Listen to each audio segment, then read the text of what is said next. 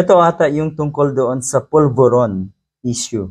Nagsalita na rin dyan or tungkol dyan si Digong nga. Matagal na to. Marami na pong mga dating pulahan na nasa social media na pinasabog, ni-reveal na. Okay? Na merong mga mahilig sa pulburon dyan sa Malacanang. Kung naalala niyo po si Maharlika, siya ata yung unang naglabas or nagpasabog yan, di ba? Siya yung totoo daw na nakakaalam kung ano yung nangyayari, kung ano yung ugali ng mga nasa Malacanang. Pulburon, ibig sabihin droga. So, ang balita nga, noon pa man din, ay yung mga nasa Malacanang daw ay nagdodroga. Mantakin nyo Mantakin nyo yung ating, or namumuno sa ating bansa ay mga lulong daw sa droga. Daw Okay, so syempre to the rescue ang mga katulad na si Harry Roque at ng iba pa na sumusuporta sa mga nasa Malacanang. Ano ho?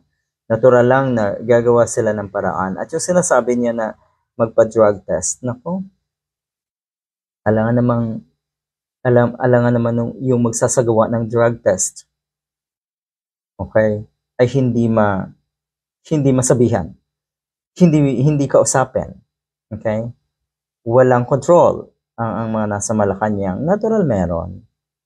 Ay kung yun yung mga malalaking institution at mga malalaking organization kahit sa ibang bansa ay nakokontrol nila. Yun pa kaya na isang ahensya halimbawa or isang clinic halimbawa na gagawa ng drug test.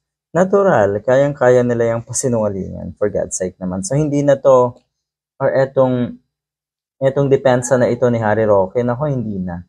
Huwag na po kayong magpa-drug test dahil dadamay na naman kayo ng mga kababayan natin para magsinungaling. Ay mahirap yan. Ito yung suggestion nga na itong si Harry Roque na magpa-drug test daw itong si Marcos Jr. My humble suggestion, magpa-drug test si Presidente. Dahil diyan lalabas ang katotohanan kung siya ay gumamit na droga. Magkakaroon niya ng residual effect. Maraming beses na, di ba, na kuno ay may sakit, na kuno ay may COVID, etong si Marcos Jr. Pero yun nga, ang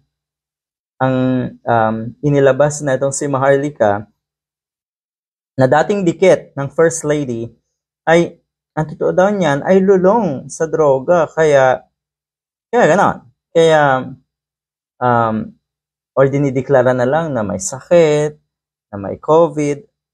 Yun nga, sabi nila, or sabi ni Maharlika, nagpa-rehab daw nung panahon na kuno nga ay nabalitang may COVID etong si Marcos Jr. Kamakailan lang uli bukod noong nakaraang taon, kamakailan lang uli nabalita nga nabalita na merong or nagka-COVID uli etong si Marcos Jr., di ba?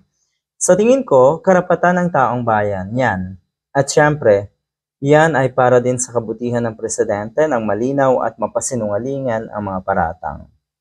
Yon. Karapatan po talaga ng taong bayan na malaman ang totoo. Yung totoo ay siguro among politicians, ang pagkakaalam ng mga kababayan natin ay wala pang 10% kung ano yung totoong buhay, kung ano yung totoong ginagawa nila.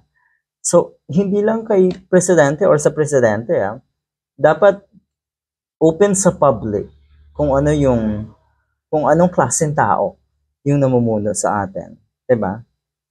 Yon. Dapat daw, para daw mapasinungalingan ang paratang. Hindi lang, sa tingin ko, hindi lang ito simpleng paratang Dahil napakatagal na po itong pinag-uusapan. Napakatagal na rin pong nagbibigay ng ebidensya ang mga dating kaalyado, mga dating supporters na si Marcos Jr. tungkol nga dito sa issue ng droga. Okay? Ayaw ko naman na palaging pinagbibintangan na gumagamit ng droga ang aking presidente. Okay. Bintang talaga ba? Pagbibintang lang ba yon?